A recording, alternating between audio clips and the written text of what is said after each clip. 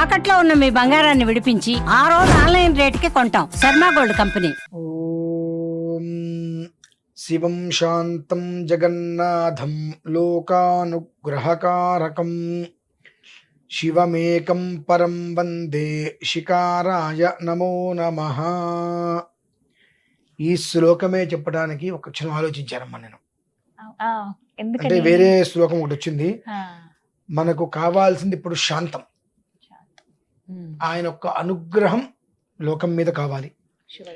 ఈ యొక్క వీడియోని నచ్చినా నచ్చకపోయినా తిట్టుకుంటూ అయినా సరే వినండి. తిప్పలు తప్పుతాయి ఖచ్చితంగా. మాకు అవసరం ఎదుర్కొంటే కర్మ అనుభవించండి. రెండే విషయాలు. తిప్పలు వచ్చేటువంటి తిప్పల నుంచి తప్పించుకోవాలనుకుంటే పూర్తిగా వీడియో విని ఆచరించండి. లేదంటే అంతకు మించి కర్మ అనుభవించండి. చెబితే వినకపోతే చెడితే చూడటం అని చెప్పి పెద్దలు అంటారు కాబట్టి అర్థం చేసుకోవాలని చెప్పి చెప్తున్నా. మనకి ఇప్పుడు కావాల్సింది ఈశ్వరుడి యొక్క శాంతి స్వరూపం. అలాగే ఆయన యొక్క అనుగ్రహం లోకం మీద కావాలి. లోకము అంటే భూమండలం మొత్తం వస్తుందమ్మా.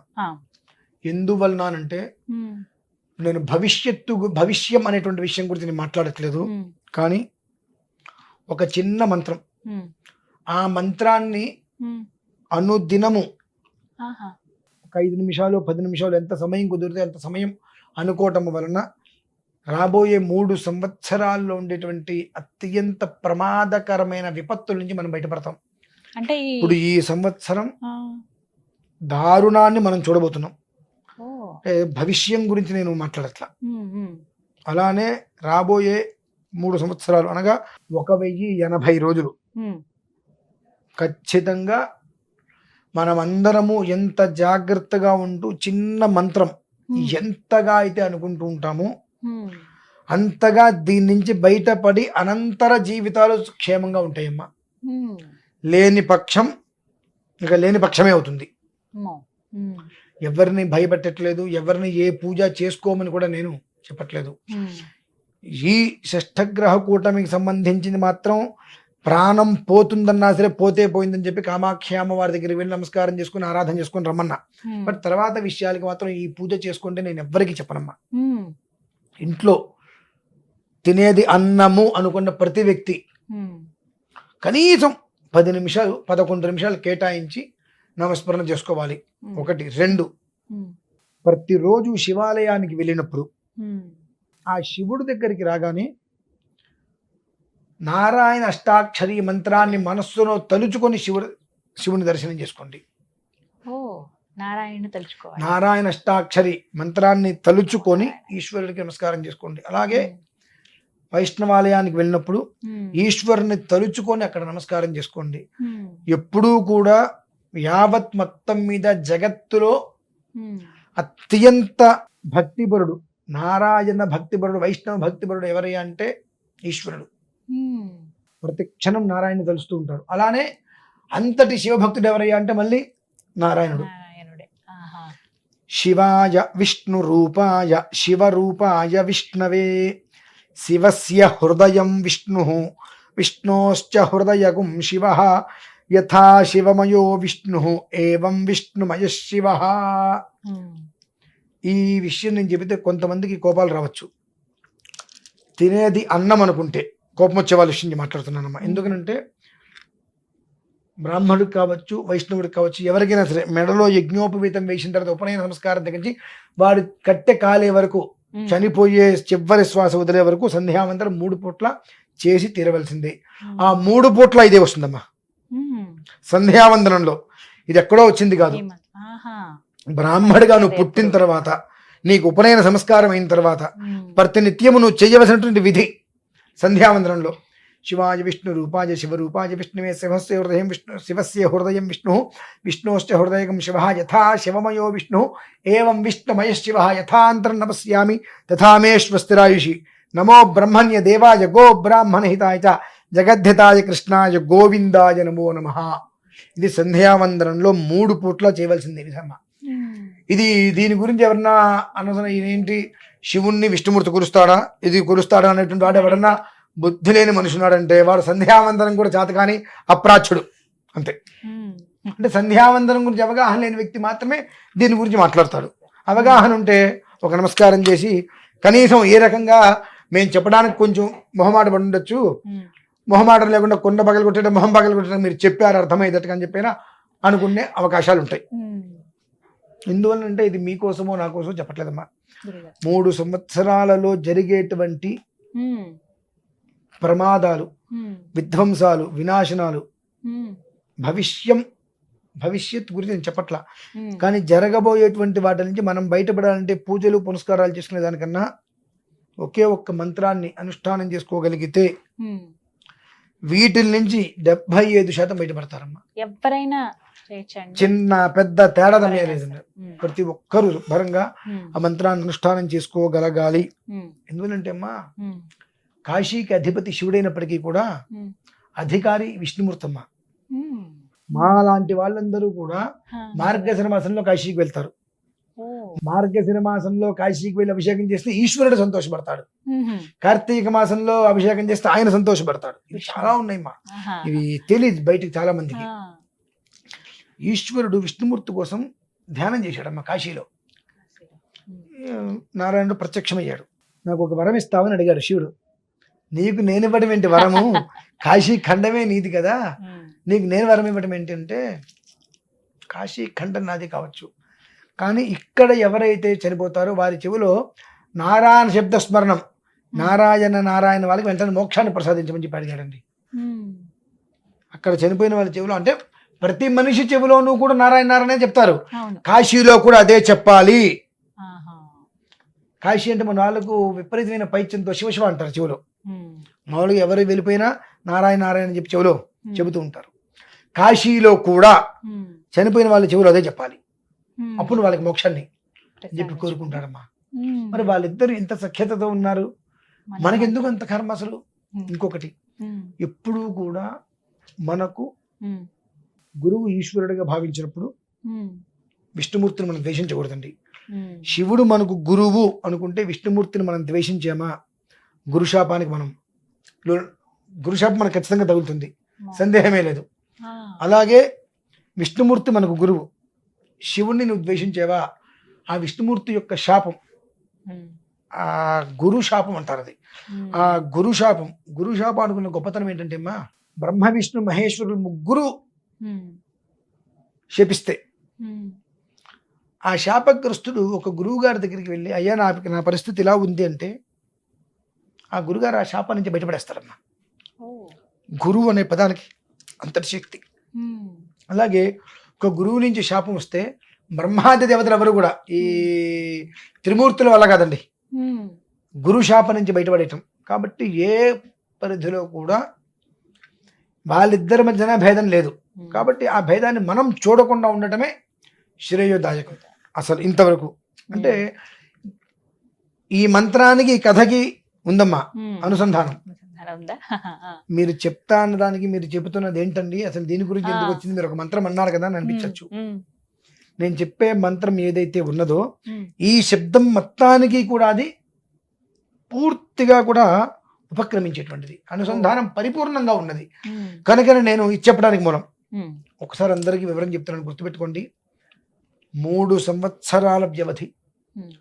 ప్రమాదం అనేటువంటిది సముద్రం చెలియలు కట్ట మీద ఉన్నది, ఏ క్షణానైనా కట్ట దాటి లోపలికి రావచ్చు.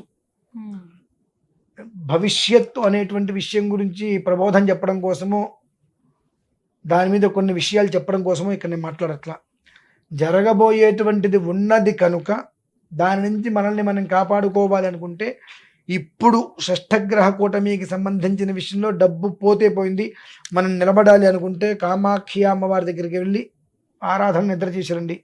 అక్కడికి అయిపోయిన తర్వాత ఈ 3 సంవత్సరాలు కూడా చాలా చిన్న మంత్రం అమ్మ, అది వీరిద్దరికి సంబంధించింది. శివాయ విష్ణు రూపాయ శివరూపాయ విష్ణవే శివస్య హృదయం విష్ణు విష్ణోశ్చ హృదయకం శివ యథా శివమయో విష్ణు ఏవం విష్ణుమయ శివ అని చెప్పి ఆ శివకేశవులనిద్దరినీ కూడా ఒకే ఒక్క నామంలో అనువదించుకొని హరిహరాభ్యాం నమః, ఇదే మంత్రం అండి. హరిహరాభ్యాం నమః, హరిహరులిద్దరినీ కూడా ఒకేసారి మనం ఉచ్చరించటం, అదే ప్రధానం. ఈ మంత్రం నాకు హరుడు కాదంటే నేను హరిని మాత్రమే ఆరాధిస్తాను, హరుణ్ణి ఆరాధించను, నేను హరుణ్ణి ఆరాధిస్తాను, నేను హరిని ఆరాధించను అనుకుంటే పాతాళాన్ని తొక్కేస్తారు భగవంతుడు. ఎందువలనంటే మాకు లేని నైషమ్యం, మీరు కలంకం మాకు పూస్తున్నారు కాబట్టి మాకు కలంకం పూస్తున్నప్పుడు ఆ కలంకం నుంచి మేము తప్పుకోవాలంటే నేను ఇబ్బంది పెట్టాల్సిందేగా, కాబట్టి తొక్కేస్తారు కిందకి. కాబట్టి ఓం హరిహరాభ్యాం నమః ఈ ఒక్క మంత్రం యావత్ ప్రపంచాన్ని కాపాడుతుంది. నమ్మినా నమ్మకపోయినా అమ్మ రోజుకి ఎన్నిసార్లు వాళ్ళ ఓపిక కనీసం 111 హరిహరాభ్యాం నమః 2-3 నిమిషాల్లో అయిపోతుంది. 2-3 నిమిషాల్లో అయిపోతుంది. కాదండి నేను ఒక 10 నిమిషాలు కూర్చుంటా అంటారా 1100 సార్లు అవుతుంది. ఓం హరిహరాభ్యాం నమః, ఓం హరిహరాభ్యాం నమః, ఓం హరిహరాభ్యాం నమః. లేదా ఓం హరిహరాయై నమః. భ్యాం అంటాం వాళ్ళ కొంతమందికి నాలుగు తిరగవచ్చు. హరిహరాయై నమః, ఓం హరిహరాయై నమః అనేటువంటిది వాళ్ళ ఓపిక. వాళ్ళు ఒక 100 సార్ల 1100 సార్ల 2 నిమిషాల 11 నిమిషాల అనేటువంటి విషయాన్ని వాళ్ళు చూసుకోగలిగితే యావత్ ప్రపంచం మొత్తాన్ని కూడా మన సనాతన ధర్మం మనకు చెప్పినటువంటి ప్రమాణాలు ఏవైతే ఉన్నాయో ఆ ప్రమాణాలని ఒక్కసారి అనుసరించటం మూలాన యావత్ ప్రపంచం మొత్తానికి కూడా మనం చాటి చెప్పచ్చమ్మా. మన సనాతనం అంటే ఏంటి, మన ధర్మం అంటే ఏంటి, మన ధర్మంలో ఉన్న గొప్పతనం ఏంటి, మన దేవతల యొక్క మంత్రంలో నామంలో ఎంత గొప్ప శక్తి ఉన్నది అనేటువంటిది మొత్తం అన్ని లోకాలకి ప్రపంచం మొత్తానికి మనం చాటి చెప్పడానికి కూడా ఇది ఒక అవకాశంగా కూడా మనం భావించవచ్చు. 29 ఆ రోజు నుంచి ప్రారంభించుకోవాలండి. 29 ఉగాది నుంచి ప్రారంభం అంటే 30 ఉగాది నుంచి ప్రారంభం చేసుకొని 3 ఉగాదులు దాటే వరకు ఇదే విధానాన్ని అనుసరించడం అనేటువంటిది సర్వదా శతధ సహస్రధ అనేకధ అపరిమితధ శ్రేయోదాయకం. ఎవరిని ఏ కారణం చేత నేను భయపెట్టట్లా. బాగుపడండి, బ్రతకండి, బ్రతికించండి, బ్రతుకుని నిలబెట్టుకోండి. డబ్బు ఖర్చు కాకుండా ఒక రోజుకి 11 నిమిషాలు మనది కాదు అనుకొని శరీర శ్రమని ఖర్చు పెట్టి రూపాయి ఆదా చేసుకొని నిలబడండి అని మాత్రం నేను గట్టిగా చెప్పగలుగుతున్నాను. అంతకు మించి అయితే నేను ఇంకా వివరంగా దీని గురించి చెప్పడం కూడా చాలా సులువైన మంత్రం, అందరికీ రాదగింది. మీ నోటి ద్వారా విన్నాం కాబట్టి ఇదే గురుముఖంగా నేర్చుకుని ఉగాది నుంచి ప్రారంభిస్తాం. రోజు నిత్యం ఎక్కడున్నా ఎటువంటి సర్వకాల ప్రయాణం చేసుకుంటున్నాండి. అంతేనా? అది పారాయణ చేయటం మనకు ఎప్పుడైనా శ్రేయోదాయకం. అంతే. పనులు చేసుకున్నప్పుడు, ప్రయాణంలో ఉన్నప్పుడు, ఆఫీస్ లో ఉన్నప్పుడు, స్కూల్లో ఉన్నప్పుడు 10 నిమిషాలు టైం దొరికింది. ఎక్కడైనా ఓం హరిహరాభ్యాం నమః, ఓం హరిహరాయై నమః, ఓం హరిహరాయై నమః, ఓం హరిహరాయై నమః అని. లేదు అనుకుంటే హరి ఓం నమః శివాయ, హరి నమః శివాయ, హరి నమః శివాయ. ఇందులో గొప్ప ఓం నమః శివాయలో 8 అక్షరాలు అంటే మీరు నమ్ముతారమ్మా? పంచాక్షరి కదండి, కాదా? మనం అదే అక్కడే ఉంటాం ఇప్పుడు కూడా. ఓం నమః శివాయ అంటే శివకేశులు ఇద్దరిని కూడా ఏకకాలంలో మనం పలికినటువంటి పుణ్యం. ఎట్లా? అకార ఉకార మకార ఇతి అంటాం. అకార ఉకార మకారం దేనికండి? ప్రత్యేగానందం బ్రహ్మ పురుషం ప్రణవస్వరూపం. అకార ఉకార మకార ఇతి తానేకధా సమభరత్ తదేతదోమితి యముక్త్వా ముచ్యతే యోగి జన్మ సంసార బంధనాదు. ఓం అనేటువంటిది 3 అక్షరాల కలయికమ్మ. అకార ఉకార మకారాలు కలిస్తే ఓం, అవి 3 అక్షరాలు. నమః శివాయ 5 అక్షరాలు, వెరసి అష్టాక్షరి. ఈ అకార ఉకార మకారం అనేటువంటి ఓమిత్యగ్రే వ్యాహరేతు అనేటువంటి ఓం అనేటువంటి పదానికి అకార ఉకార మకారాలు అనేటువంటి 3 వస్తాయని చెప్పి నారాయణ అష్టాక్షరి, నారాయణ ఉపనిషత్తు. నారాయణ ఉపనిషత్తులో ఈ అష్టాక్షరికి సంబంధించిన దాంట్లో త్రియక్షరిగా ఏముంది? ఇక్కడ త్రియక్షరి అనేటువంటి పదం మనకి ఎక్కడి నుంచి వచ్చింది? ఓంకారం. దానికి 3 అక్షరాలు ఏమొచ్చని చెప్పి అందులో సుస్పష్టంగా చెప్పబడి ఉందమ్మా. దానికే ఇది మనం కలుపుకోవాలి. ఇంతకన్నా గొప్ప యోగం తెలుసా? నారాయణాయ అంటే ఏంటమ్మా? ఓం నమో నారాయణాయ అంటే ఓం నమో నారాయణ. 8 అక్షరాలు. కదా ఇవి కూడా. 8. ఆ.